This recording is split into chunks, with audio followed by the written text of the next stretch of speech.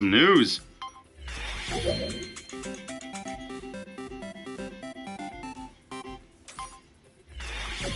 It is a light week for news, but let's dive first into the world of movies. We talked about 47 Meters Deep last week, another shark movie. Now there is another one coming out called Meg. It's got its date pushed back a little bit. It's not coming out till August now of next year. But Meg follows, as you can see up here, the book written by Steve Alton. We'll go with Alton. Where essentially they uncover a megalodon, one of the largest sharks known to exist, other than like whale sharks and all that. The big thing with this movie is, as of right now, it has Jason Statham, more names I can't pronounce, on board as the main actor, battling with the giant Meg. The big difference, I believe, is this one the book takes place overseas, kind of in Japanish area, hopefully I'm right, and this one's supposed to take place kind of between Hawaii and California. So it'll be interesting to see. Originally, Eli Roth was going to be on board for this, but complications, whatever, he dropped out. So I'm one for a good shark movie, so we'll see. Could be good, could be bad. In other movie news, might not be the newest article, but not everybody knows. John C. Reilly right there and Will Ferrell are teaming back up yet again for another movie. We don't have an exact release date on it as right now, but they are going to be doing Sherlock Holmes. I think the movie itself is entitled called Holmes and Watson right now, but if it's anything like Talladega Nights or Step Brothers, seeing these two back together is awesome. I love John C. Reilly. Check it out, Dr. Steve Brule.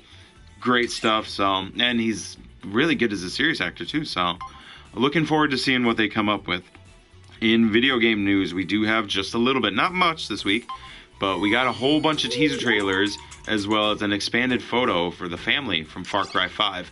Maybe not a family, more of like a cult, a militia. It's hard to describe, but the game itself has had multiple mini teasers pop up, just showing a lot of bad things going on in Hope County in Montana. So we're going to be in the U.S.